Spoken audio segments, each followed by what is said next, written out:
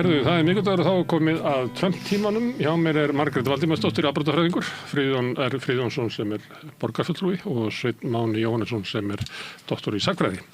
Verið velkomin. Takk. Þetta kannski ekki svona góð vika fyrir Trump, minnst hann vera svona frekar daufur kallinn. Það ekki mikli sigrar sem að hann og hans lið upplifa núna.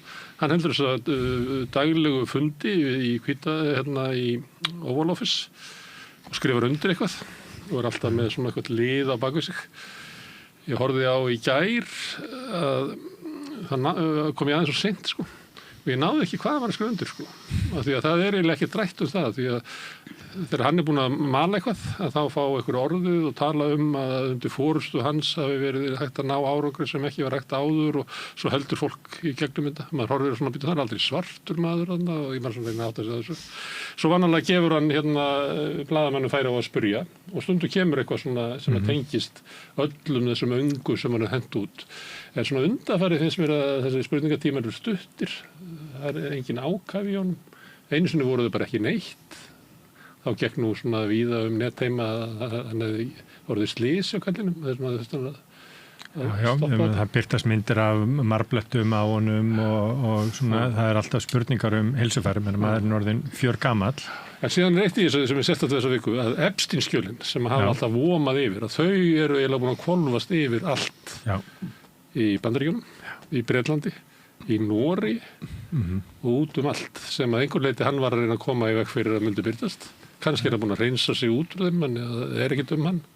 Hann heldur fram að eina sem þessi eftirskjölunum að Epstein hafi alltaf að gera samsari til þess að koma í veg fyrir hann yrði forseti. Og það af sanni þarlegandi að Epstein hafi verið liðið með hinum. Ég svona að reyna að taka saman og afsaki hvað þetta rugglíslegt. Nei. En svona það þegar maður að drega saman Trumpikuna. Í liði með hinum. Já, það hann heldur því fram.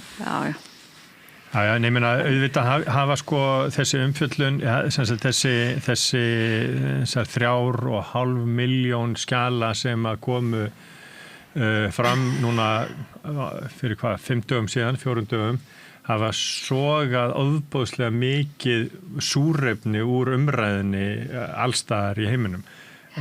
Maður sér sko að á svona meðal makarhreyfingarinnar þá eru menn svona frekar í varnarstöðu þó að sko einhverjir eins og Marjorie Taylor Greene og Thomas Massie og svoleiðis sko eru svona í stellingunum þarna sjáið þið sko, þetta ekkert nema elítur hvart sem lítið og þetta allt sem að spilt og ógæslegt. Þetta andstaðan innan maka. Já.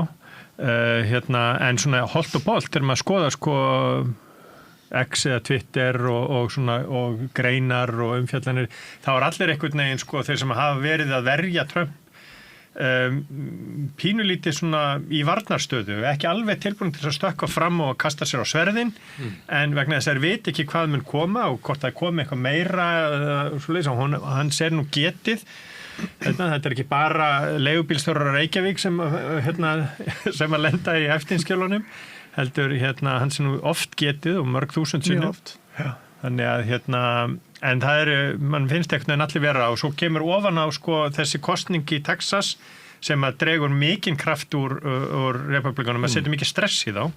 Svo kosningar sem var enga líkur að við verum að ræða hér, nema þarna verður mikil sveifla frá 17% sem að Trump hafði í þessu svæði yfir í 14%, sem gríðarleg sveifla og það náttúrulega vekur ótta í öllum republikanaflokknum að svona geti gerst. Þetta bara bendið til þess að þeir getur þurrkast út, það svoleiðis stemning.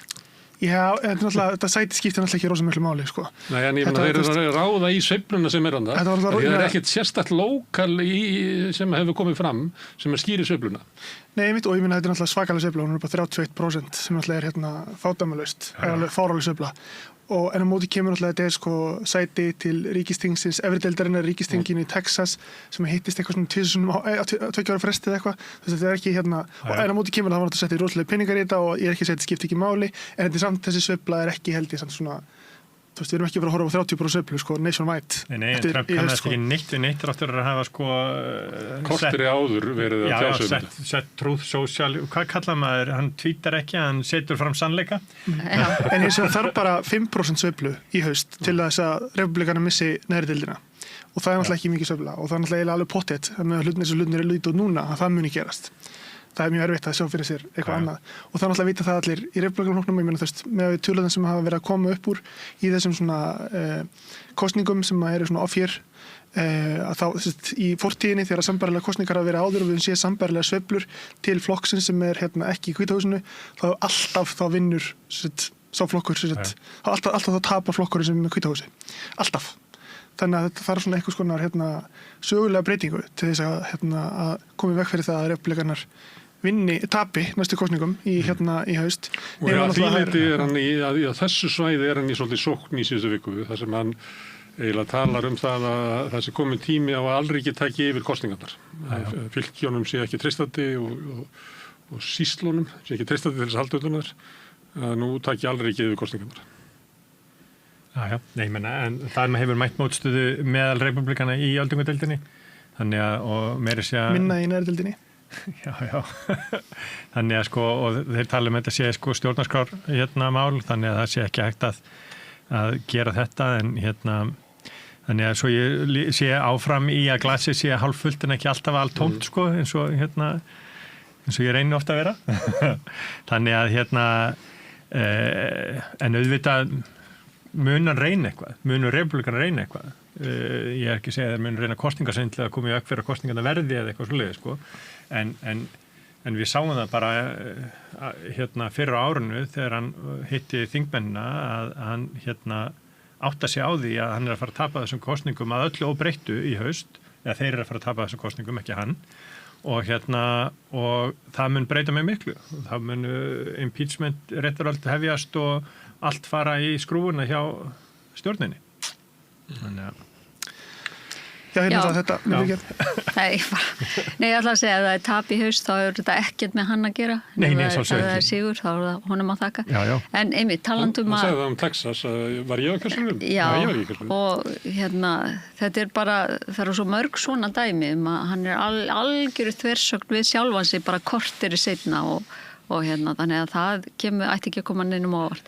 En þetta er svona talandum með þetta glasi hálffullt. Ég er svolítið þar núna, mér finnst einhvern veginn hvernig sem þetta fer, að þá svona að minnstakosti viðhorf almennings í Bandaríkjunum, að það sé eitthvað að breytast, það er bara svo margt búið að ganga á sem hefur valdið stóru fólki miklu hneykslun, að það sé svona, við séum mögulega að horfa fram á upphafið að endurlokunum fyrir Trump. Hann er auðvitað bara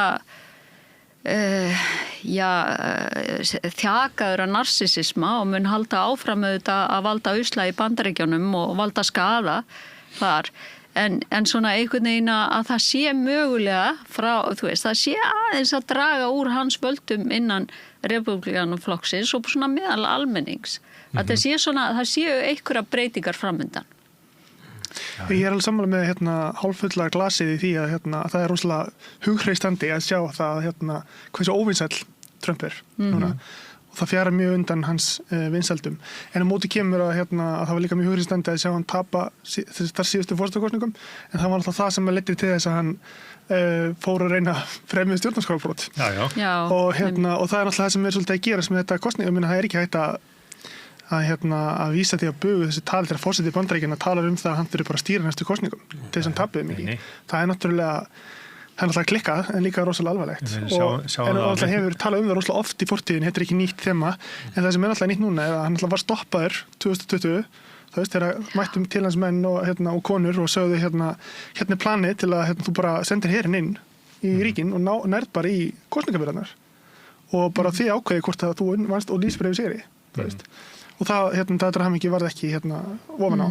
En nú er þetta saman fólk mætt aftur í Hvíta húsi kringum hann og hann er að gera beina handstýra einhvers konar húsleitum hjá kosningavöldum í Georgíu til þess að ná í kjörskrár og það sem Tulsi Gabbard á staðnum og eitthvað svona, og það er náttúrulega hvað er markmið með því, hann ætlar að finna innan gæsalappa einhvers konar misbresti sem verður svo að hans mati, að hann mun færa rauk fyrir til þess að koma vekk fyrir slíka mynda misbresti aftur, og þá verði alríkið að taka sérstæra hlutverk sérstaklega í þessum sýslum og það er náttúrulega takturinn sem er óttast og finnst svolítið Það verður auðvitað svakalega forvitnilegt að sjá hvernig því að núna hefur states rights eða sem sagt svona sjálfsákvörðunarréttur ríkjanna verið gegnum gangandi þema í republikanaflokknum í 60 ár. Nákvæmlega. Það bil.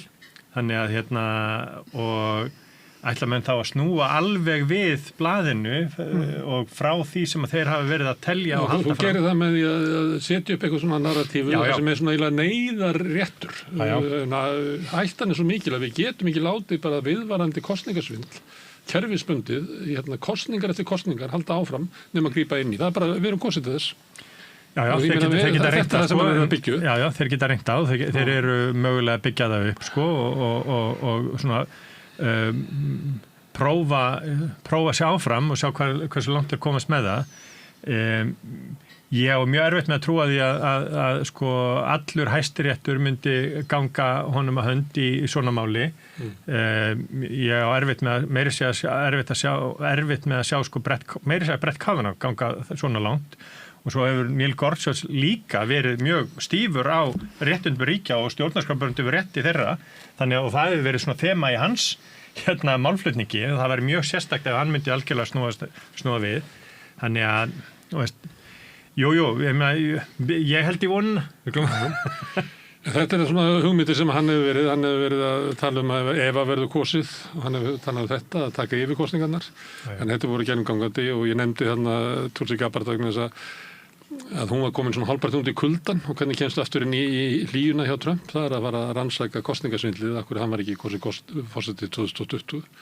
Þannig að það svona í gangi. En það sem ég var að tala áðan að væri svona dauft yfir honum, að maður að vera að lesa í svona líkamstjáninguna hjá honum, að þá eins og að vaxandi óanægja með hann og þar alveg minni stuðningur meðal republikana sé svona að hann upplifið það að sé kannski ekki eins auðvelt og að myndi telja að fara þessa leið sem hann ætlaði.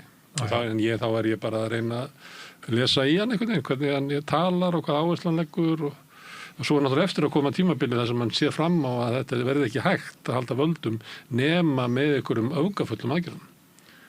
Þú veist þegar dýrið lokað inn í horni að þá gerir það eitthvað Já, það það sem veldur mér mestum áhyggjum að þegar að Stephen Miller og þetta lið allt saman sér fram að það að annarkvort þau lendi í fangelsi eða fremja valdarán. Þau eru búin að fremja þannig afbrot nú þegar að þau hafa lengu að tapa. Að halda áfram að fremja einhver afbrot.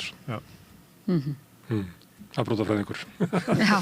Nei, það ekkert sem að Trump getur sagt eða gert sem mun koma mér á óvart lengur, en það fólkið í kringum hann og það svona núna að halda í vonuna einmitt með dómstólar hreinlega bara að það sé eina leiðin að það svona þetta dómsvald, það muni stöðvan á einhvern hátt. Það hafa slegið á puttana á honum nú. Í tíunda hverju máli, það bara þannig. Heimturnar í því með að við væntingar sem menn höfðu að dómskerfi myndur einhvern veginn ná að heftan, það hefur ekki gengið eftir. Nei. Hann heldur áfram að setja tolla og hann heldur áfram að henda fólki landi án dóms og laga og hann sigar hernum á eigin borgara og ég sé ekki að dómskerfi sé einstaka. En það ekki svona einstaka mál allavega í samhengi við þetta Minnesota og Ice að það hefur verið sérsagt að dómarar, einstaka dómarar hafa dæmt gegn honum og nei ég veit, þetta hræðilegt ástand. Það er svona snúið, var það ekki sama þegar þjóðarliðið var í LA að þá voru einhverju svona lokaldómarar sem gerði eitthvað og svo komu bara einhverju aðrir ég mann ekki alveg en allavega hefur þetta ekki dregið neitt stórlega úr valdsviði hans. Nei, en það augljóst að morðið á Alex Pretti breytti mjög miklu og svona hinn hvíta millistétt henni var ofboðið og svona meðlimir hennar sem voru þarna fyrir barðinu á maður með löglegt skotvopn og löglega skráð skotvopn og þau fyrstu viðbröðum voru að það að vera með byssu væri væri augljóst merki það að viðkomandi ætlaði að fremja glæp aftur komin í þessa dýnamík þar sem að demókratar allt í einu fann að minna á annað breytingar ákvæði stjórnarskrárinnar og minna á réttindi ríkjanna gegn alríkinu sko. Já, ég meina, þú veist, Amnesty International og NRA farin að sko senda saman, segja ekki saman en sko álykta gegn í sömu átt að þá er kannski helvíti frosið eða eitthvað sko, ég veit það ekki. Annað sem er svona merki hvort að svona áttin sé að snúast að það fannst mér svona andstæðingar Trump bæði í þessi sem eru með þessar sjónvarpsþætti og svo sáum við náttúrulega Grammy-verðlaunin þar sem að eiginlega allir komu fram og segjum að fyrir kannski 4 mánuðum að það var ekkert vissum að þú veist að andstæðan við hann væri svona að það væri svo auðvelt að stíga fram og andmælunum. Það er bara alltaf fleiri og fleiri sem að stíga fram og hafna Trump algjörlega. Og það er líka merki hvernig þeir lesa eða þau í andrúmið. Og þá eru allir í Bandaríkjunum að lesa andrúmið þannig að það sé að fjara undan. Það er að vera fórseti og þú ert búið með 1/4 og það er byrjað að fjara undan. Það held ég að flestir að vilja upplifa þetta. Já. Ekki kannski eins mikið. Nei. Það er raunverulega ekki stjórnmálamann í dag. Já. En hann ætla sér mikið, Trump. Já, og ég menna, augljóst að hann ætlar að breyta Kennedy Center líka og ekki bara nafninu. Lokaði núna í 2 ár. Já. Þannig að hann færi engan til þess að koma og það er dæmi þetta, hvernig anstæðingarnir raunverulega hafa völd að það verður allt í andrum þannig að það getur eiginlega enginn komið með neitt verk inn í Kennedy Center. Ég bara hrættur að rífið það og endurbyggja það sem eitthvað stórkostlegan, eitthvað skrimsli, Þannig að því þetta er falleg bygging og að væri synd að hún því skemmt, En kannski eftir aðeins með Hæstaréttin að þetta með ég held að þetta er náttúrulega réttur sem er svona heilt yfir slika hliðhólur honum en þetta er samt ljóst að þessu fólki eru ekki tilbúin að vera hörðustu fylgismenn. Það er alveg, þú veist, á sama tíma þau eru tilbúin að gefa honum mjög margt, Þau hafa veitt honum mjög margt og fyllt honum í ýmsu, En ég held að einhvers staðar sé lína, Og hvort að það verði tollarnir eða hvort að það verði að segja hernum á kosningadegi, veit ég ekki og ég vona að verði allavega aðeins fyrir það, En þá er það líka spurning hvað gerist þegar það missið Hæstarétt. Þegar Hæstaréttur hættir að vera með hann og gefa ekki þjónkanum, Hvað gerist þá? Það held ég að sé svolítið líka stór spurning. Það er stóra spurningin í bandarískum stjórnsýslu þegar dómstólar fara gegn framkvæmdarvaldinu og ef framkvæmdarvaldið neitar að fylgja dómstólunum. Ég veit. Vegna þess að það er ekki eins og dómstólar geti kallað á eitthvað svona hersveit. Já, eitthvað hersveitir eða neitt annað, En svo náttúrulega bara þú veist, þessi viðhorf almennings að það sé einhverja svona blikur á lofti að þau séu að breytast. Ég held að það sé gífurlega mikilvægt að því að það mun koma til með að því að það skiptir máli, það skiptir fólk máli að þið getur langað í öll völdin og alla peningana en ef að almenningur er almennt að hoppa af vagninum að þá mun það skipta máli. Já. Það eru mælingar sem eru gerðar á hvort að fólk sé sátt við hann. Og og það er bara... Þeir sem sé nei við því eru svona 51-59% þessa dagana. Já, ég meina, er það ekki að fara hækkandi? Hann gekk aðeins svo langt. Það er hægt og bítandi, það er ekki eins og sigur stóra sveiflur. Það er mjög seigt í þessu því að inn í hans stuðningsmannaliði er náttúrulega svona klassíski stuðningsmenn Republikanaflokksins. Já. En svo... Fólk sem er enga trú á demókrataflokknum því að valkostinir eru raunverulega bara 2 í Bandaríkjunum. Þannig að það er oft þannig í pólitík að óvinsal stjórnvöld geta haldið völdum ef að valkosturinn er ekki skýr. Einmitt. Og stundu gerist það þannig þegar valkosturinn svona hálfgerist allt í einu að þá fjara mjög hratt undan stjórnvöldum. Kannski sáum við það í sveiflu yfir til samfélkingarnar þegar stjórnarandstaðan birti raunverulega forystu sem að fólk treysti að þá eru stjórnarskipti. En að fyrir þann tíma þá var kannski stjórnin alveg jafn óvinsæl.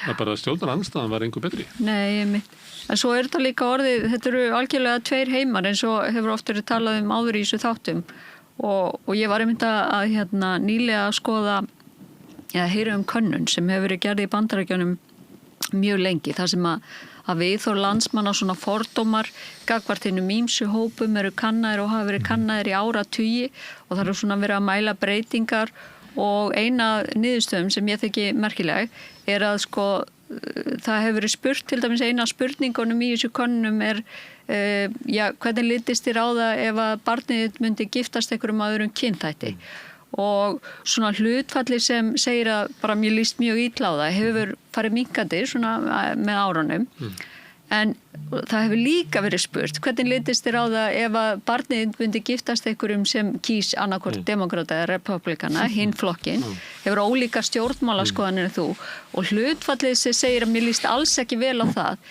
hefur aldrei verið hærra enn í dag og það sko einmitt, þetta er orðið þannig og þess vegna einmitt eins og þú segir að það er þrátt fyrir að fólki, að það gangi fram að fólki það sem hann er að gera og segja að þá er bara hinkosturinn enn verri. Það er orðið þannig í dag að fólk er farið að líta á annað fólk með ólíkar stjórnmálaskoðanir sem bara aðra tegunda fólki sem að hefur einhvern veginn annað gildismat en ég og aðra önnur viðhorf og er bara öðruvísi tegunda mannesku en ég og tengir ekkert við það og það gerir þetta allt svo erfitt. Og vísar í báðar áttir hvort sem á við republikana. Og vísar í báðar áttir, algjörlega. Að þú sér það að ég meina, fólk sem styður demokrata í Bandaríkjunum í dag er ekki tilbúið að setjast niður með einhverjum úr makarhefingun eða einhverju sem kaus Trump.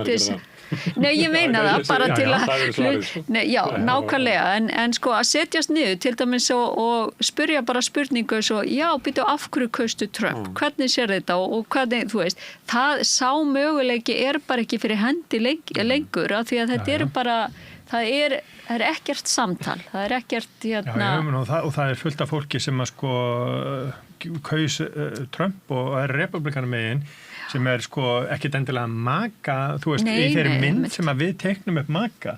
Þetta er bara sko lítur á veskið og finnst síðan sko hitt líka bara vera eins og Gunnarsmann að segja, svo ómögulegt og bara fannst Kamala til dæmis vera, þú veist, fyrst Biden vera svefngengill og síðan Kamala vera svo ómöguleg að þau neyddust til þess að kjósa Trump. Já, það er ákveðin hópur sem kaus Trump vegna þess að Kamala var bara ekki möguleiki og mikið held ég af sko ungum karlmunum innflytjendum í Bandaríkjunum voru þar. En svo er annar... Það skýrir líka kannski sveiflu meðal karla, latínu og svartra karla. Það megi bara reykja til svona inngróins ég veit ekki fyrirlitningar en svona vantrúar á konum inn í þeim hópum. Og sá hópur er alveg svolítið að upplifa þeirra mögulega gert mistök en sko það er alveg eitt sko en svo er það sem ég hef áhyggjur af er að það hefði ekki skipt neinu máli hvort það var Kamila eða einhver annar að þetta er orðið þannig að þú ert bara í ákveðnu liði og það skiptir engu máli. Trump getur gert eitthvað sem þú veist að er algjörlega út í hött og mun skaða Amerískt samfélag en það bara þetta þitt lið. Það er þetta sko að ég held að frá 2006 eða 2004 eitthvað svoleiðis þá hefur engin frambjóðandi fyrir forseta tapað með meira fengið lægra en 48%. Það segir rosa mikið. Og engin fengið meira 51%. Einmitt. En það segir líka okkur það að ef að Trump er að mælast óvinsæll, nei, fólks bara á mótunum 51-59% þá er það alveg frekar háa tölur. Þú veist, ef þú þarf bara 50,5% til að vera mjög frekar örugur sko, til að vinna. Svo líka, því ég nefndi stöðun í dag sko, 51-59% eru teljan hafa sig að gera vont starf, að þá fyrir bara í byrjunin að þá var það sko 38-46 og það er það sem kannski skiptir mér mesta máli í þessu, það er sveiflan. Það er aukast, það er sveiflan sem er að breytast. En ég held að þessi sem kannski mesta hættan frá svona álega demokrata er að þeir verði bara svona þess bara fara að slaka á sko. Þú veist, þeir líti bara svo á að Trump sé að vinna kosningarna fyrir þá. Sem hefur hingað til ekki reynst þeim vel sko. Sem hefur alls ekki reynst þeim vel, það er hættan sko. Það er bara sorgarsaga demokrata síðustu 30 árin að haldi þetta komið sjálfum sér. Þetta er náttúrulega samt styrkir allt status quo innan demokrataflokksins það að þessar kosningar núna hafi gengið svona vel fyrir demokrata. Það náttúrulega býr ekki til, þetta ítir ekki undir kröfunum endurnýjun, hvort sem það er á fólki eða hugmyndafræði eða nálgunum sko. Við megum ekki vannmeta hæfileika demokrata til þess að skjóta sig í fótinn, sko. Það er máli. En við erum með þessa hópa sem þú ert að lýsa, sem eru republikanar og demokratar og bara vilja frekar að dóttirinn giftist manni af öðrum kynþætti. Við tökum svona fræga fordóma. Þetta er bara orðið vestu fordómanir. Það er gagnvart fólk með aðra skoðanir. En þessir hópar eru kannski ekki nema sikkur 20% eitthvað svoleiðis í Bandaríkjunum. Það er náttúrulega næstu helmingur sem kýs ekki, sko. Það er nú alltaf, þeir geta alltaf til þessum hópi. Og svo ertu náttúrulega með einhverja kjósendur hann inn á milli. En öll umræðan í Bandaríkjunum er föst í þessum sílóm og hún bara kemst ekki upp úr þessu. Það er ekki hægt að það er hvergi í boði umræða í Bandaríkjunum sem er utan þessara síla. Nei. Og ef hún kemur upp, þá hefur engin áhuga því að hún er ekki nóg dramatísk og hún hefur ekki nægilega mikið skemmtanagildi. Það er vandinn líka. Já, það er ekkert fjör í núansum, sko. Nei, það er bara alls ekki. Þannig að eru Bandaríkin í rosalegri svona menningarkreppu eða ég veit ekki hvað að kalla þetta, sko. Lýðræðiskreppu. En þetta er samt ekki, sko, Bandaríkin eru svo skýrt dæmi um þessa menningarkreppu en þetta er ekki bara Bandaríkin. Ég held að þetta sé ekki bara Bandaríkin. Þetta er bara, þetta er að aukast í Vesturlöndum almennt, svona einhver pólitísk skautun og svo náttúrulega bara svona þessi völd sem að verða til með, sko, athyglinni, einhvern veginn að hún er svona að færast á þrátt fyrir að við séum með alla þessa samfélagsmiðla og við erum hvert einasta okkar með bara fjölmiðl sem við getum sjálf verið að fjölmiðla á hverjum einasta fjölmiðl og við getum sagt okkar skoðanir allan daginn og verið í einhverju fjölmiðla hlutverki að þá er það í raun og veru það er bara svona eitthvað noise en sko svo eru bara einhverju risar sem er að stjórna allri umræðu og það er ekki endilega á CNN en það er á Twitter og það er á TikTok og það er á þar sem að umræðinni er stjórnað með einhverjum botum og hann er stjórnað með einhverju keiftu fólki sem er bara með þannig inni með tilgang. Svo er það líka einkenni í bandarískum stjórnmálum að maður tekir þessi 2 síló og maður skoðar á bakvið og hverju þau þjóna raunverulega að þá er þetta 2 flokkar sem eru raunverulega eins og heitir við rauðaborðið að þjóna auðvaldinu. Já. Það er bara þannig. Þannig að það er almenningur til þess að vera almennt svikin af stjórnmálunum, að stjórnmálunum er ekki að sinna okkar kröfum. Sumuleyti eru Epstein-skjölin þetta, að það sé einhver elíta sem hafi bara lifið algjörlega sínu völdi, setur lög á okkur, fylgja engu lögum sjálf, komist upp með hvað sem er, allir eru til að venda það, dómstólarnir, það er enginn búin að segja afsökt á Epstein-skjölunum í Bandaríkjunum. Nei, og þetta er þróun sko sem hefur verið bara síðan Watergate. Það er að segja, það er svo, sko, það sem er mest sko, áhugavert við bandarísk stjórnmál skautunin er að mörguleyti byrjuð einhverjum 10 árum áður. En sko þetta rof sem verður þegar Watergate kemur fram og Nixon segir af sér og einhvern veginn sko svona þessi venjulegi meðaljón svona verður ég er að leita orðinu svona disillusioned af kerfinu og alla götur síðan þetta er ekki ríkið mitt, þetta er ekki samfélagi mitt og alla götur síðan þá hefur sá sem að ætlar að taka til í Washington það fórsetefni, hvort sem það er Carter eða Reagan ætlaði að breyta eða Clinton eða Bush yngri og svo framvegis það er alltaf outsiderinn sem að kemur og ætlar að taka til Obama var bara með ætlar að breyta stjórnmálum sko þannig að það er alltaf þeir sem vinna og vegna þess að það er potent sko þetta er áreinir að þá þjóna þeir svo maður vitni nú í Cornel West sem sagði Obama að hann fyrir kosninga snýr hann sér að okkur kjósendunum og gaf okkur von sendi okkur von eftir kosninga þá snýr hann sér að sínu raunverulega kjördæmi sem er Wall Street og þjónaði því og þetta er svona saga allra þessara outsidera og ég meina sömuleyti Trump bara að þjóna þessum auðkýfingum sem að sjálfum sér og sínum auðkýfingum. Þetta er eins og Elon Musk. Hvað lagði hann mikla peninga í kosningabaráttu Trump? $260 milljónir og hann fekk einhverja svona gerfi stofnun undir sig. Þetta er náttúrulega verið komin á sko spillingastjórnmál sem eru bara sem að, þú veist, Nixon hljómar ekki eins og krúk Nei. svo engill Já. En lengi sem maður ekki eitthvað transkonur að reyna að fara í kúluvarp í kúluvarp þá er þetta nú allt í lagi. Það er alltaf rétt, við sjáum bara líka í aðræta kosninga að þú veist, flokkarnir keppast að hilli ólíkara blokka kapitalsins til að styðja sig, sko. Já. Og vissi leyti, þú veist, og þetta náttúrulega, eins og var þetta demokrataflokkinu, þegar republikanaflokkinu kannski svona hefðbundnari flokkur atvinnurekanda og innjöfra í svona Bandaríkjunum eftir stríðsárana. En það náttúrulega var verkalýðshreyfingin með sterk dítök í demokrataflokkinu, þú veist, upp á miðri síðust öld. En svo svona á 8. og 9. áratörnum, sérstaklega, þú veist, eftir Jimmy Carter, eftir Ronald Clinton, þá svona fyrir demokrataflokkurinn svolítið að segja, þú veist, að við skulum hafa minna af þessu. Við skulum losa okkur undan þessum áhrifum, einbytta okkur meira á svona svona teknokratunum, professional stéttunum. Þriðja leiðin. Já, ég meina þetta er upptakturinn henni, sko. Og í henni felst svona stéttan alltaf þessi skýri stéttavingil, sko, sem að segja, við vorum flokkur verkafólks. Við ætlum að vera minna flokkur verkafólks og jafnvel bara mjög lítið og við ætlum frekar að vera flokkur svona efri millistéttarinnar. Talandi stétta.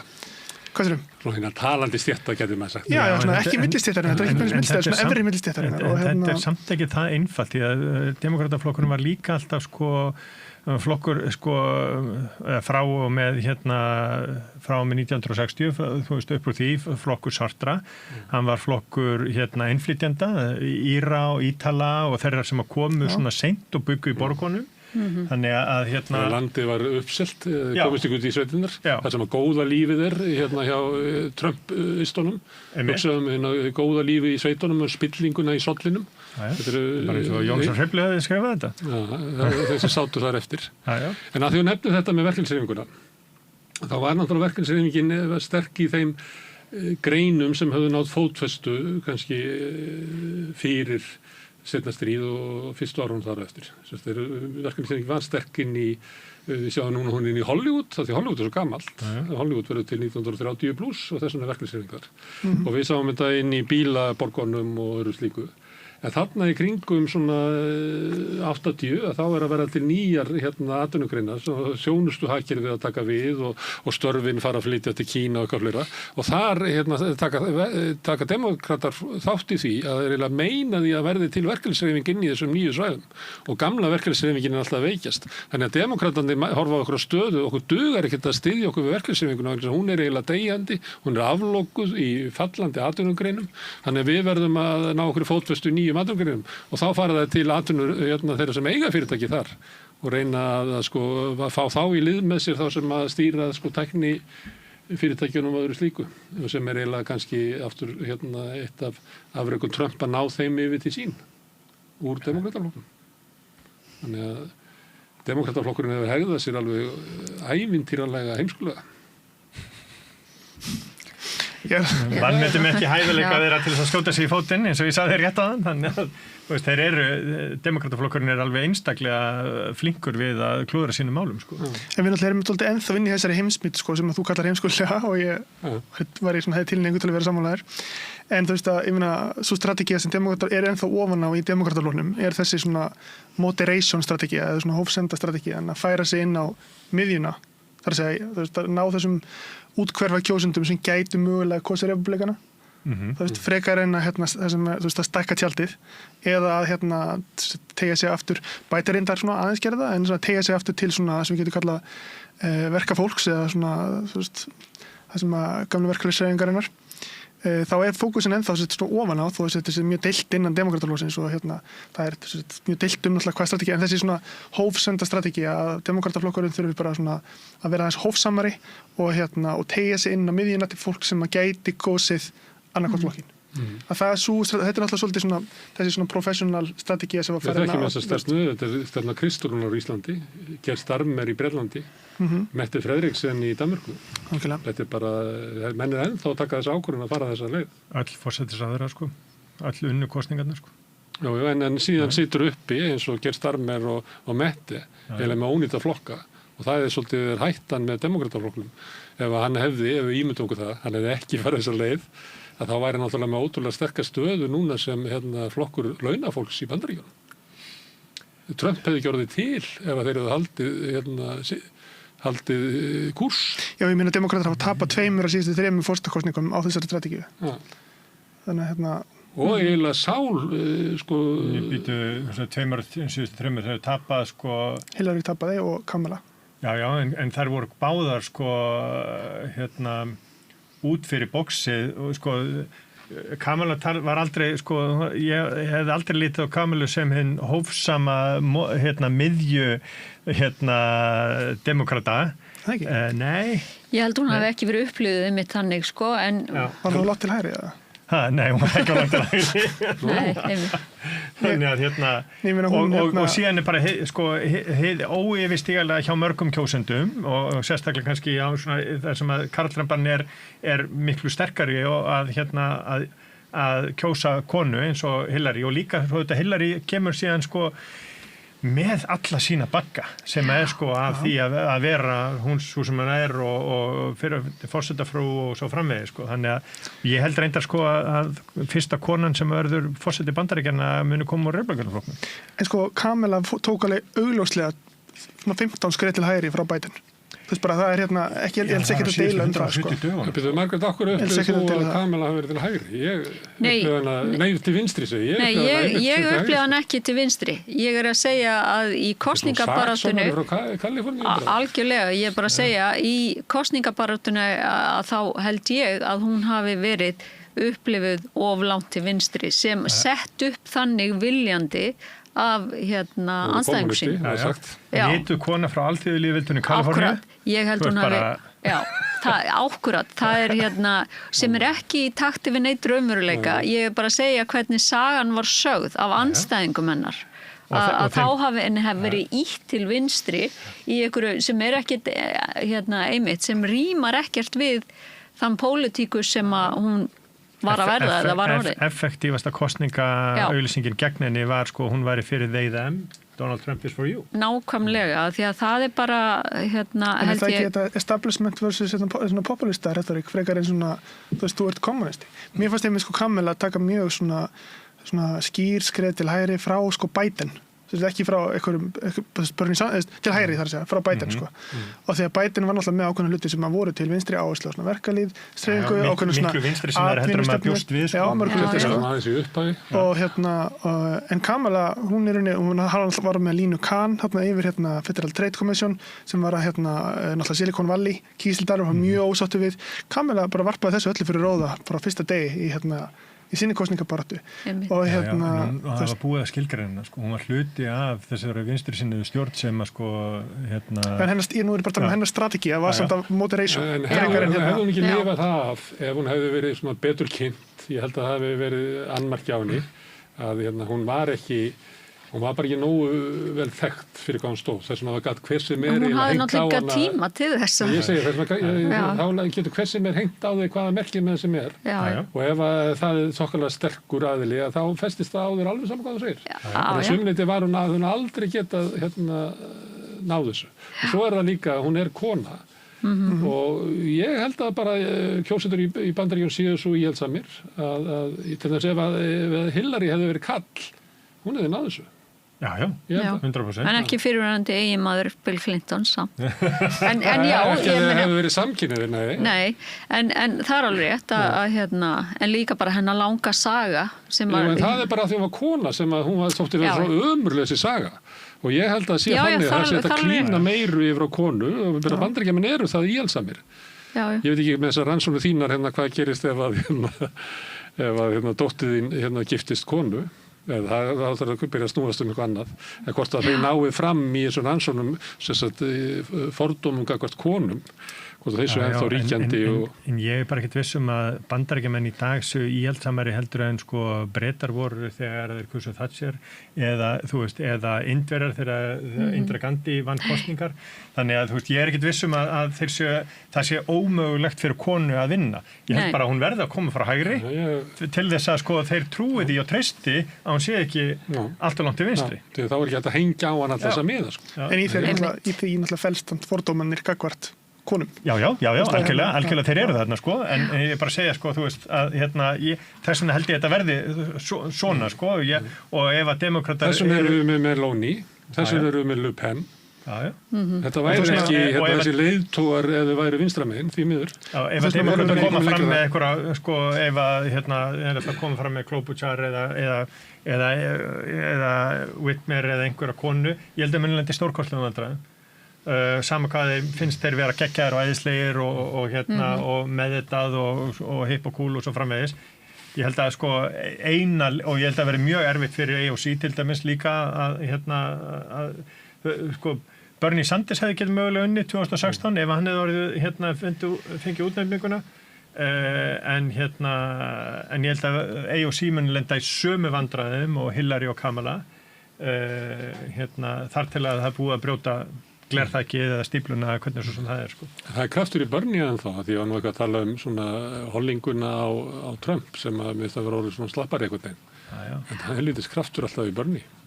Já. Gaman að horfa á hann flytja ræður og svona, það er alltaf sama ræða svo sem. Já, en hann er vonandi ekki að fara að bjóða sig fram til forseta, sko. Hann er líka gaman í það. Það er svo gáll. En ræðan er góð, þannig að maður er bara til í að heyra hann aftur og aftur. Þar til að bandar ekki breytast, þá er þetta að flytja þess að ræða endalaust. Já. Já, ég meina það er alltaf alltaf merki tímanu sem við búum á og hann er ennþá einn af svona leiðtogum andstöðunar. Svo sem hefur farið út svona bara, eins og þið segja, on the road. Að reyna að mobilisera fólk gegn Trump-stjórninni. Hann er líka konsekvent í sinni afstöðu varðandi kynþætti og annað svoleiðis sko.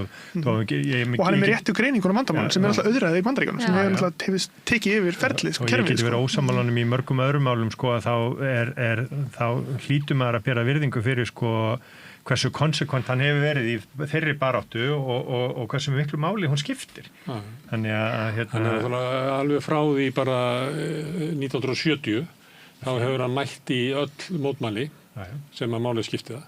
Þannig að í þessari svo kannski tvístruðu tjaldborg sem að vinstrið þar sem að menn eru þannig umhverfisinnar og samkynhneigðir og trans og kvennarhreyfingin og allt þetta, þá hefur hann stuðning allra. Þess að hann hefur alltaf mætt, hann hefur alltaf verið með rétt sjónarmið og þess vegna geta allir gefið honum sko sinn stuðning á meðan að það er enginn til í þessari tjaldborg að láta einhvern úr feministatjaldinu fá fórustu eða einhvern úr umhverfistjaldinu fá fórustu. Þannig að svona menn sumuleyti náði Jeremy Corbyn þessu ef ekki, hann hefði ekki verið í flokki með skipulögur í terrorista deild hægri krata sem krófu bröndunum. Var ekki vandamáli að fólk leitað að hann hafi verið einhverjir aðri terroristar sem að hann stóð aðeins svo nálægt þannig að sumum breytum fannst sko. Herðu, en Epstein-skjölin má ég spyrja það út í þau að ykkur? Af því að þetta er svona fyrirbrigði. Já. Og kannski einhverjir svona sem að fylgjast með fréttunum sem bara náðu sig alveg, hvað í veröldinni þetta? Því að þetta er náttúrulega heilu bílfarmarnir af einhverjum póstum, spanna áratugi. Hvað er eitrið í þessu? Já, ég var eitthvað að hugsa á leiðninga að ég hugsa stundu því að lesa ykkur á svona sögubækur eða bara horfa á bíómyndir sem eiga að gerast á 18. eða 19. öld að hvað ég þakklátt fyrir að vera til á núna í dag að hvernig allar þessar framfarir og siðmenningin og hvernig gildi hvers lífs er hvernig er hort á það í dag að það sé ekki endilega tengt svona stétt eða stöðu eða fræð eða einhverju en svo kemur þetta alltaf þessi Epstein-skjöl og mér finnst þetta svona algjörlega mér finnst þetta ég verð svona sorgmætt svolítið yfir því sko að því að það er svo skýrt í öllu þessu að hérna erum við að tala einhvers konar, þetta er ekki bara Epstein, þetta er bara einhvers konar samfélagsmein sem sýnir það að völd, peningar, tengslanett að þetta skiptir allt miklu meira máli heldur en eða bara svona líf og velferð einhverja sem standa höllum fæti einhverja ungra kvenna sem að gjaldmiðið þess að byggja svona tengslanett er að selja ungar stúlkur undir kalla. Já, og Er þetta ekki að segja eitthvað það? Þetta sé bara aðalsmaðurinn hefur eitthvað manni gæti heitir á miðöldum. Það við átt svona, hann mátti fá stúlkurnar ungar. Jú, það er eitt. Það er eitt sem er alveg, sem er auðvitað sjúkt og er svo sem ekki nýtt og við vorum að tala um það áðan að Já, ég heldur kannski að vera laus við það, sko. Já, ég heldum að vera laus það, en það er alveg eitt. En það sem er annað, það sem svona, ég einhvern veginn verð svo uppgefin að því að upplifa að ég sé að verða vitni af, er einhvern veginn hvernig að það skiptir engu máli, þrátt fyrir að hann hafi verið dæmdur, var það ekki, hvað var það, 2008? Já, 8-9. Það var í fangelsi þegar hrunið var. Já, hann er þarna dæmdur fyrir trafficking, fyrir mansal, fyrir að selja einhverjar stúlkur undir lögaldri í vændi og þetta er bara eitthvað sem að þú getur komist að með því að googla mannin og en samt eru eitthvað fólk með völd og peninga út allan heim að gera allt sem það getur til þess að einhvern veginn að kreista sér inn í eitthvað, einhvern hans lífstíl og mér finnst þetta svo miður. Og frækt fólk sem er ekki með voldiða peninga eins og Andrew og Sarah Ferguson. Þetta fyrir inn í konungsfjölskyldur Bretlands og Noregs. Já. Þetta er allur business heimurinn í New York og nágrinni, þetta eru stjórnmálamenn, þetta eru menn úr arabísku furstadæmanum og alls konar einræðisríkjum hér og þar í heiminn. Þetta eru menn frá Ísrael og Evrópu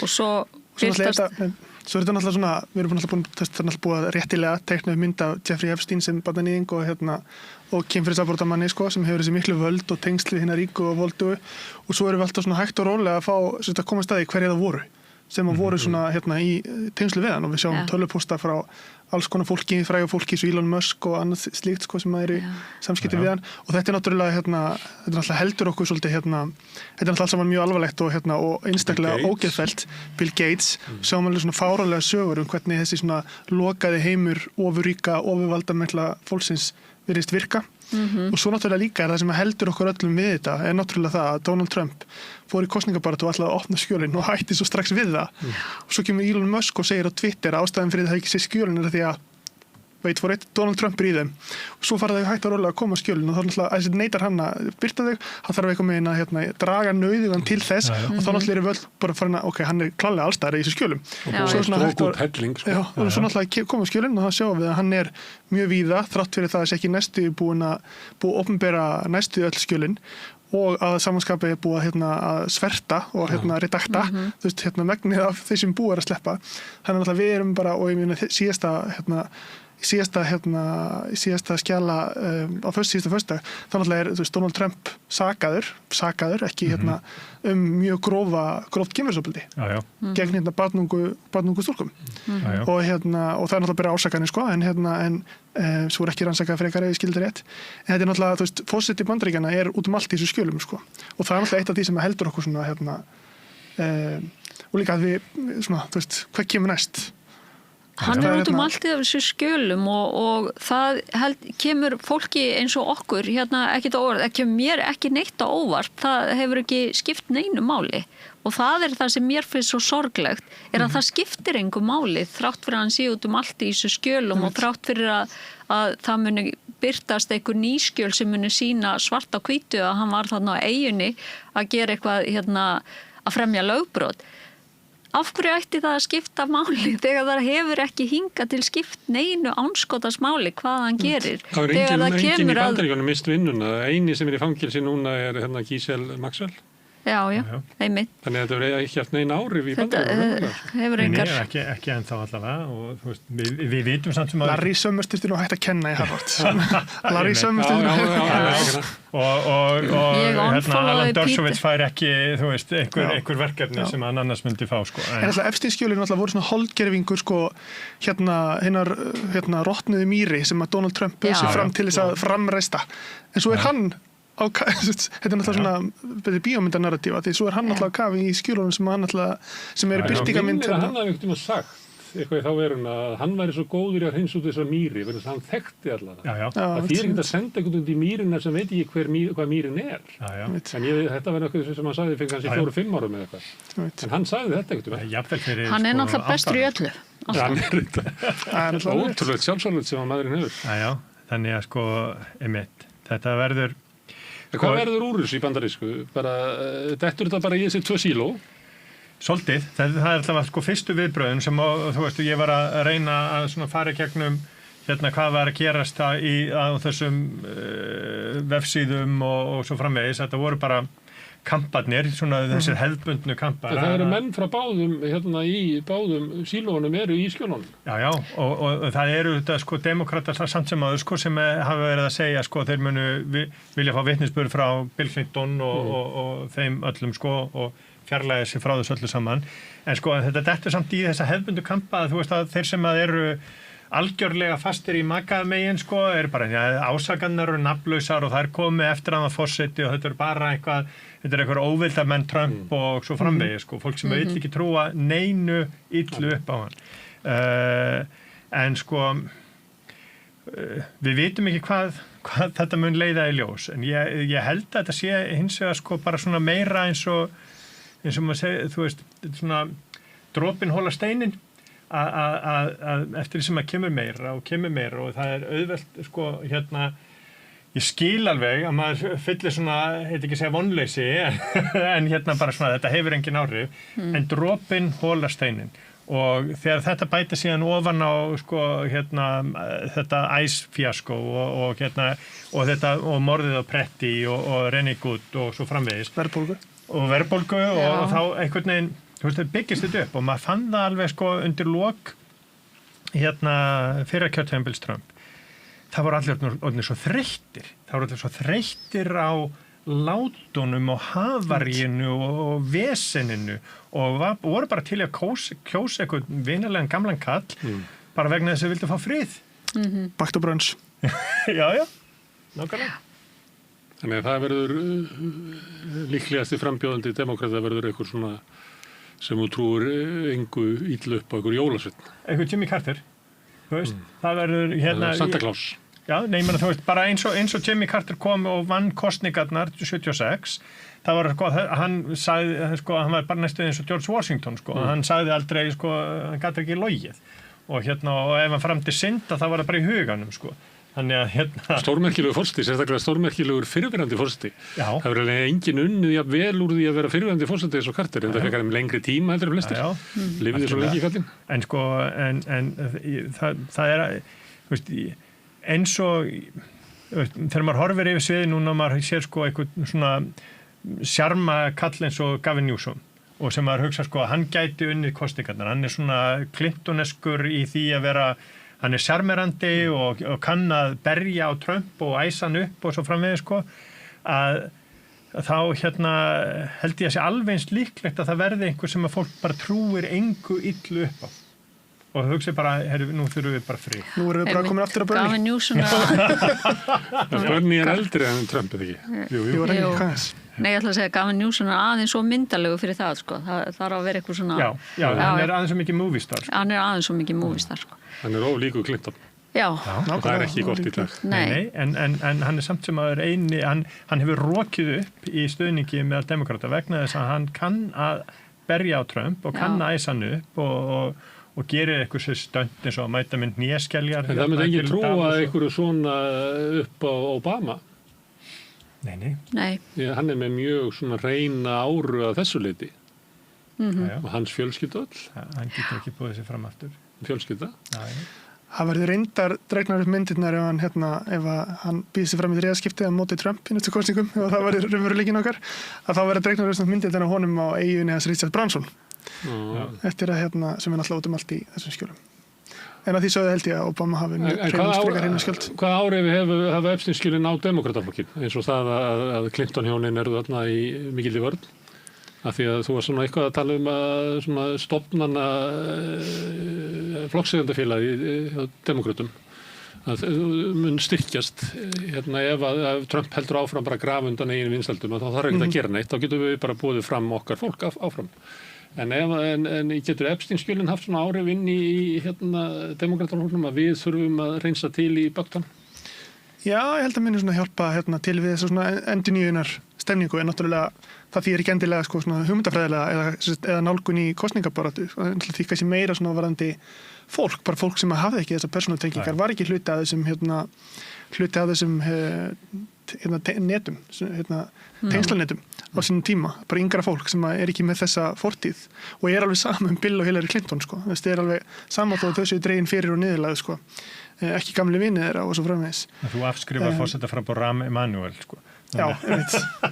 Þannig að, já, þú veist, það mun, þú veist, svona gamli Bramin, demokratar, svona arleið, Clintons tímans, hún, þú veist, mun væntanlega, ekki hjálpa þeim við að halda sínum tökum en samt svona arleif þeirra og svona eftirmenn þeirra samt innan flokks sem muni eiga held ég ekki stóru vandræði með að fjarlæga sig þessu og við sjáum það bara nú þegar innan demokrataflokksins en samt svona heilt yfir myndi maður halda þetta myndi svona vinna kannski með svona meira framsaknari progressives innan flokksins en af því það auðveldara við því að fjarlæga sig Það eitt sem að kom með Trump-skjölunum, Epstein-skjölunum var 2 tíma held ég að rúmlega það viðtal sem að Steve Bannon tók við Epstein landsföður viðtal eftir hann kom út úr fangelsi þarna ég held að sé, man ekki hvernig þetta tekið kannski svona 2016 eitthvað svo furðulegt viðtal sko ég horfði á það vegna þess að ég hef aldrei séð Epstein sko tjá sig þannig að ég hef svolítið trúið að ég geta lesið fólk bara með því hvernig það er kom mér óvart hvað maðurinn eiginlega þunnur og því að Steve Bannon allan tíman að reyna að draga hann upp sem einhver stórkostlegan fjármálasnilling og það sem að segja og svona meira og minna eitthvað sem þetta lesa aftan á korflöksbökkum eins og sagt þannig og maður hugsaði hvernig gat þessi maður verið í þessu hlutverki að allir umgengust hann eins og hann var eitthvað snillingur og hann auðgaðist náttúrulega gríðarlega með fólk komið peninga til hans til þess að láta hann að halda utan þá Og maður velti fyrir sem að horfa á þetta að þessi gjaldmiðill sem hann hafði sem eru ungar konur, hann bara svona mikill. Að hann getur byggt upp allt þetta tengslanett. Og það það sem svolítið að koma fram að hristir Bretland þessa dagana það að Mendelssohn sem að naut þjónustu hans að hann bara ekki fyrirbúinn að bara búið að heyra einhverju samþykktu ríkisstjórnarinnar að hann hringir í Epstein og hann bara gefur honum þannig að loyalty gagnvart honum þeim sem að skaffa þeir unga stúlkur það langt fyrir ofan eitthvað sko þjóðina þína eða starfið sem þú ert í eða þannig að sko yfirráð elítunar þess að spiltu elítu ef þú ert tilrið henni þá ertu fyrst og fremst hennar maður Mendelssohn var nú ekki að fá unga stúlkur sko. Nei, en ég segi svo. En með það verið að draga fram þarna að hvaða ógnarvald þetta sem að Epstein hafði í gegnum þessi viðskipti. En var hann ekki sko líka að einhver reyti eitthvað trúður? Þú veist, og ég að velta því fyrir mig sko, vegna þess að hann svona einhver partypromoter sko, tók fólk hann í alvöru, þú veist, til að byrja með alvarlega heldur var hann bara, þú veist, að hann var að selja einhverja vöru sem að sko, menn voru að kaupa og í friði frá sko á eyju, þannig að það voru engir paparazzis eða neitt svoleiðis sem fengu að koma þangað, það var engar myndir teknar, áttu ekki að vera allavega. Og borguðu fyrir með tengslunum sínum. Og en síðan þetta, sko, byrjar hann að nota þetta með öðrum hætti og greinilega sko, þú veist, hann að fjárkúa einhverja sko, þannig að Já, hann alltaf býr til kompromatt úr þessum heimsóknum sko. Nákvæmlega sko. Þannig að þú veist, en ég bara trúði því einhver að hann hafi verið eitthvað snillingur sko, voru ekki bara að klappa tróðnum sko, vegna þess að hann virðist ekki að hafa verið neitt mikið meira en það sko, við þunnur gaur sko. Nefndu þú að horfa á hann, Margrét? Nei, ég hef ekki horft á það. Ég bara... Ég held að áhugavert fyrir svona afbrotafræðingar. Já. Þetta glæpaðar seinni tíma. Já, ég var að gera það. En svona, ég bara einmitt að velta þessu fyrir mér að því að einmitt hvað það sko, að því að það get ekki allir í þessum skjölum einmitt hafa verið að sækjast í ykkur úlingstúlkur, ég trúi því ekki. Það bara ekki... Það ykkur rökrétt, þannig að þú veist hvort það ég bara svona velta þessu fyrir mér hvað allt þetta fólk einhvern veginn að sækjast í þetta byrjar að rúlla eins og einhver snjóbolti og svo verður það einhver lífstíl sem að allir þurfa að þekkja hann til að þekkja ykkur aðra og ég veit það ekki sko en það getur verið sko heroínið sko, það getur verið heroínið sko að komast í sko í yðuna þar sem að sko bara eins og segi, ég meina Torben Jegland bara að fá að koma með sko í einhverju fjölskylduferð á eyjum sko. Þú veist, það er ekki til þess að sækjast í eitthvað sökkpartí, sko. En það er til þess að vera hluti af þessu samskiptanetti, þar sem að augljóslega, sko, að síminn hjá Epstein var með, sko, hann var með beinulínuna ótrúlega víða, sko. Já. Svo velti maður fyrir sér, sko, þú veist, fólk einhvern veginn sjúkt í þetta tengslanett og þennan lífstíl og vera einhvern veginn hluti af þessu öllu. En svo, sko, les maður tölvupóstsamskipti frá einhverjum mönnum sem að það hefur ekki komið neitt fram að þeir séu að gera eitthvað með einhverjum úlingstúlkum, en svona, hvernig fólki að tala við hann eins og eitthvað svona einmitt að klappa trúðnum, ég veist það mjög gott að svona ég ætla að taka þátt í hans svona fara á hans level, vera einhvern veginn svona ógeðslegur og þú veist, bara eitthvað En kannski trúðnir bara aðeins fleiri. Já, kannski trúðnir aðeins fleiri. Þú veist, þegar Donald Trump skrifaði til Epstein þegar þeir voru ennþá vinir. Ég upplifið þann texta sem svona bara jafningja samband, bara þeir eru vinir á sambaralegu leveli. Ég upplifið ekki að Trump sé einhvern veginn að tala niður til Jeffrey Epstein eða lítið beinleins á hans trúð, þeir náttúrulega báðir af þessu leyti trúðar, en líka náttúrulega allavega Jeffrey Epstein ábyrgðsfullur svona gerandi þessu öllu saman. En svo er líka bara svo líka sko, þetta er svolítið mótsannegjant að því að þú sé líka út úr þessum tölvupóstum að þá er Epstein ekki bara á góðum nótum með svona trúðum eða þunnum papirum, heldur líka með fólki sem hefur allavega virst vera dýbra og klárara og hefur ég náð mjög langt á sínum sviðum sko, innan akademíu og annað slíkt og vísar í samtöl þeirra við Epstein sem mjög gefandi og upplýsandi og annað slíkt sko. En á það kom okkur óvart sko, okkur meðalmennunum að eitthvað fólk sem að skara fram úr síðu narsasistar og vilji verið í VIP-herbygginu. Þú veist, þú veist, bara ef maður hugsaður þetta þannig, sko, þú bara vilt vera, þetta eru meira og minna stjórnmálamenn og einhverju eiginjörvar og svo líka bara svona Nóbelsverðlauna hafar bara í kippunum sem hann er með. Og þeir vilja bara vera í VIP-herbygginu og Nóbelsverðlauna hafarnir voru lúðar sem fengu aldrei að fara í VIP-herbyggið og núna fá þeir að vera þar, sko. Með konungsfólki og ungum stúlkum. Já, einmitt.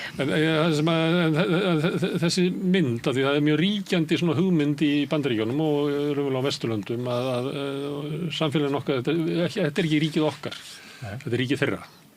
Og það ávið ekki bara ríka fólki, heldur líka forystun í verkalýðshreyfingunni, í stjórnmálunum og í háskólunum öllu, að þeir sem eru þarna inni, þetta er bara myndar einhver elítu sem hafa bara tekið yfir völdin. Og sömuleyti eru Epstein-skjölin eiginlega svona sýnir svona því, þannig að ég er alltaf verið með hvort að fyrir utan sko barnanýðið og allt það, að þarna verði til einhver svona mynd sem að ýtir undir þær hugmyndir. Svona, verðum að hrista af okkur elítuna.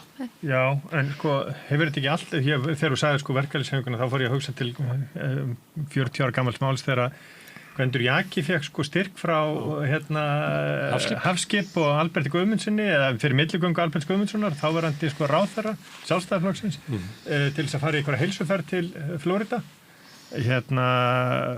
Það fór aldrei illa með hann vegna þess að þá var hann einhvern veginn komin inn í elítuna sem hann átti að vera að taka slægin við sko, sjálfur dagsbrúnar Jakin sko. Þannig að fellir þetta ekki bara alltaf verkalýðshreyfing, að þú veist, þeir sem að þykjast vera fyrir utan og þegar kemur í ljós að þeir vilja bara vera inn í VIP. Það er svona áróður sem hefur rekin gegn öllum sem hafa tekið að sér að heyja baráttu fyrir annað fólk.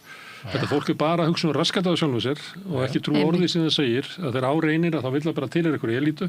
Þannig að sömuleiðis Epstein-skjölin ætti að ýta mjög undir þessa svona ríkjandi hugmynd af Vesturlöndum að við höfum einhvern veginn bara verið svikin, það er eitthvað svona kerfi, við kallum þetta djúpríkið eða whatever.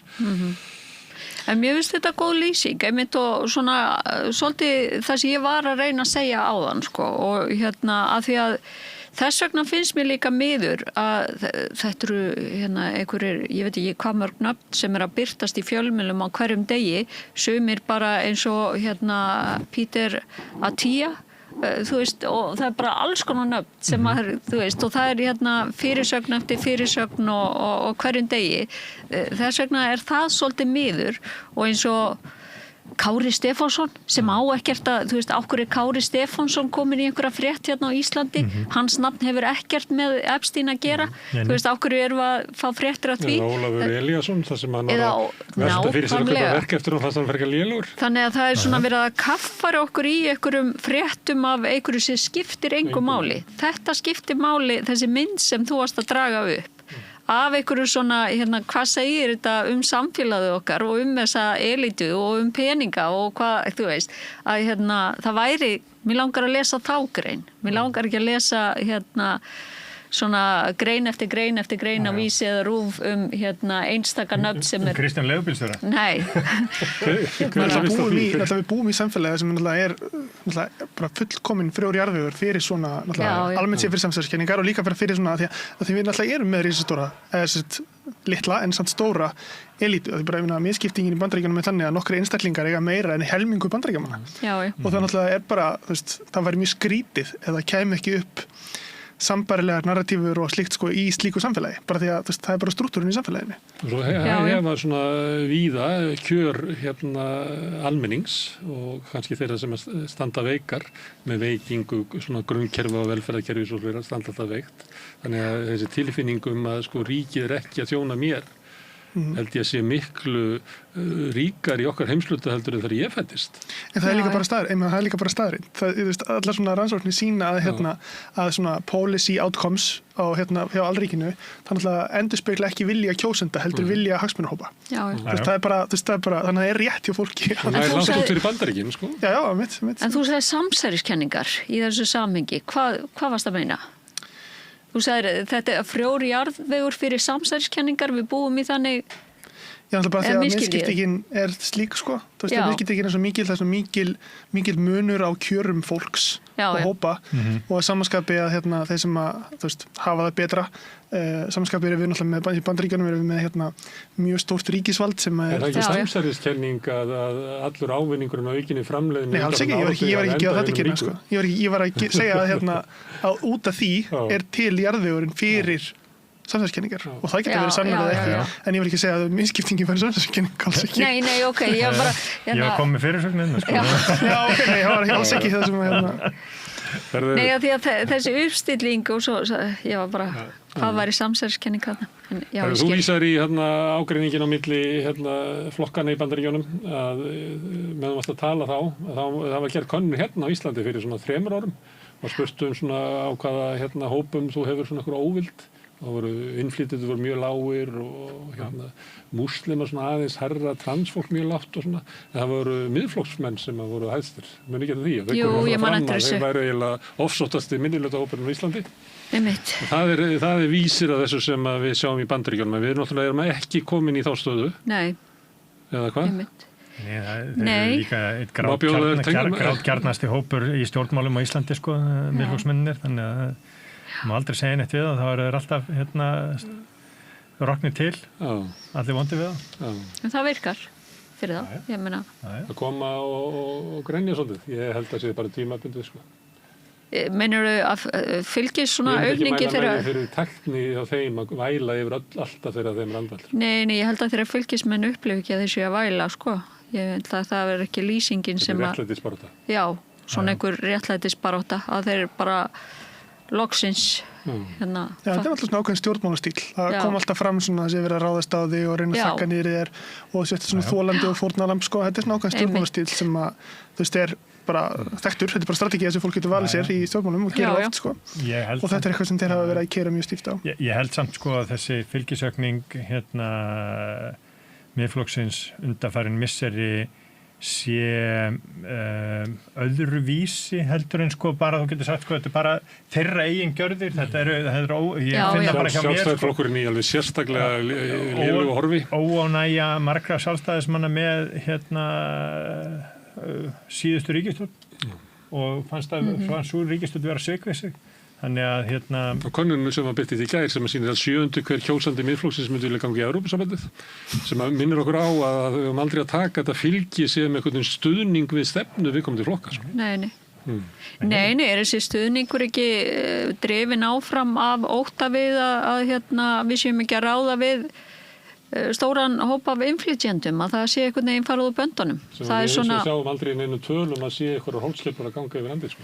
Það var, í gær kom 95 blaðsina skýrsla frá Cato Institute, frjálshyggju hugveitunni, sem að sko fór yfir síðustu 30 ár framlag innflytjenda í Bandaríkjunum, sem eru sko jákvæð, efnaðslega, og þeir skoðuðu bara efnaðslega, miklu meira lagt inn heldur en sko tekið út, miklu meira lagt inn heldur en sko hinn venjulegi bandarækjamaður innfæddi og óháð því hvort þú varst löglegur eða ekki að þá skilaru meira til samfélagsins innflytjendur í bandarækjunum heldur en þvert á sko það sem að förðu hægrið sem að Stephen Miller fer fyrir og hafi verið að halda fram. Og þetta er sem að miðflokks, sumir í miðflokknum sem vilja láta loka landinu halda fram.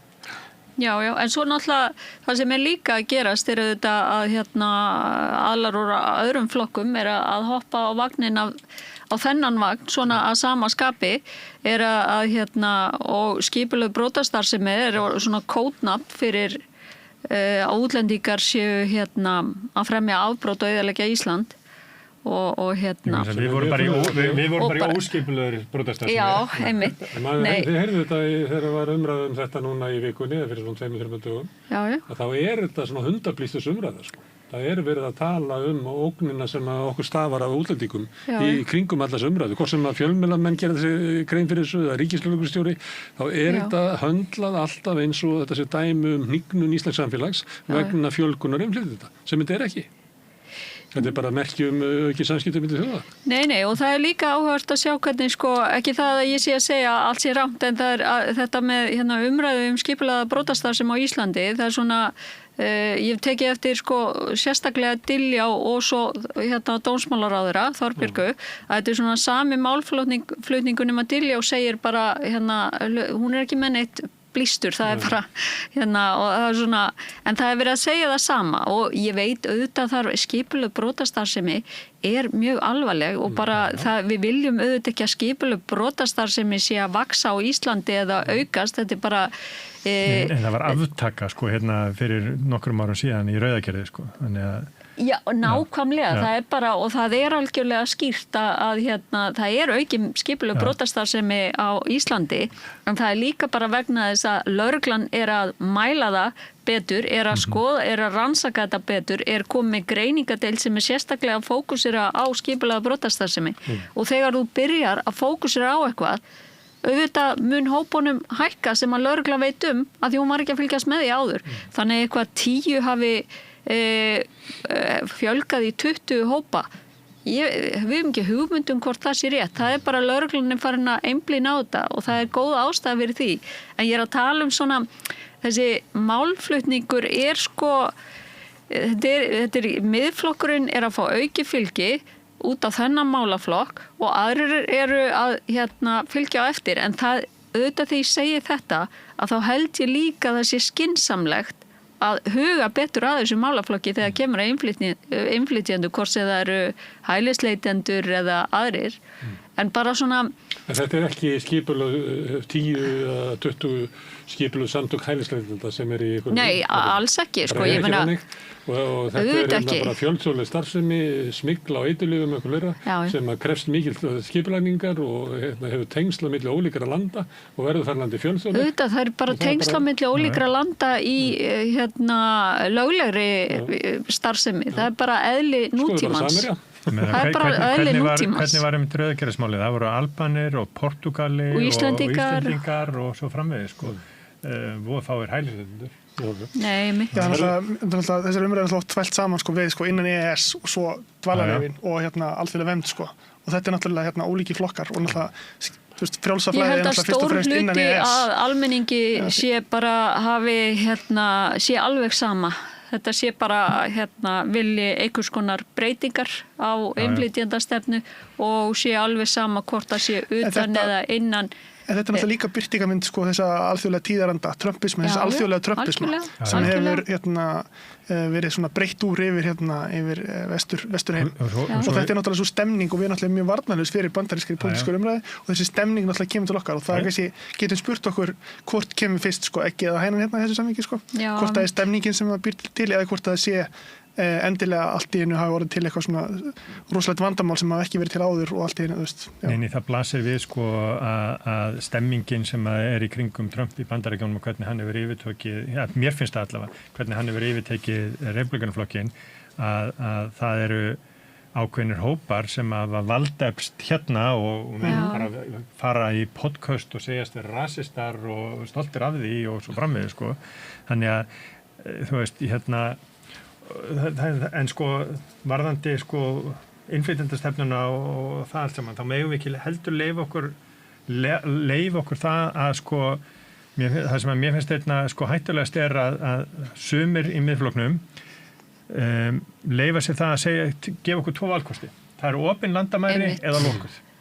Og það er sko stóra fallasían í þessu öllu saman er að það séu 1-2 valkostirnir sem við höfum. Þannig að og fullkomin lygi sko. Lygi liðskormarans, algjörlega. Sama og við nefndum hérna áðan í sambandi við Kamala Harris. Viltu alltaf kjósa kommunista? Já. Það er bara búið til einhver svona furðuleg mynd. Kommunist eða vókista eða... Vókisti sem að vil opið landamæri og eitthvað. Það verður til bara einhver svona skrýpamynd. Ég ætla að fá bara vitna í viðskiptablaðamann og vinn minn Hörða Ægisson sem var spurður út í síðustu kosninga Bandaríkjunum. Hann hefði frekar kosið Björn Leví heldur en Trump. Og það var þornum merki það hversu langt hann var tilbúin til þess að ganga til þess að standa gegn Trump. Við tókum smá innflytjendumræðu sem er náttúrulega óhjákvæmilegt á Trump-tímum því að hann er náttúrulega búin að vísa því yfir að Evrópa sé stórkostlegri hættu á siðmenningarlegu hruni út af innflytjendum og vill að Evrópumenn vísi innflytjendum burt og það hann á sína talsmennin á Íslandi með það. En gaman að fá okkur í Trump-tíman Margrét, Friðjón og Sveinn Máni. Kæra þakkir. En við höldum hérna áfram við rauðaborðið, við erum allir að skilja hana heim og samfélagið og okkur sjálf. Næsti kafli eftir augnablik. Góðir fjölmiðlar eru mikilvægur partur af því súrefni sem sérhvert samfélag þarf á að halda. En góðir fjölmiðlar þeir þurfa ekki endilega að vera hlutlausir, en þeir verða að vera sjálfstæðir. Alveg eins og góðir háskólar og traustir dómstólar þurfa að vera sjálfstæðir. Þeir þurfa að þjóna fólkinu, ekki valdinu. Ég heiti Þorvaldur Gylfason og ég styð samstöðina.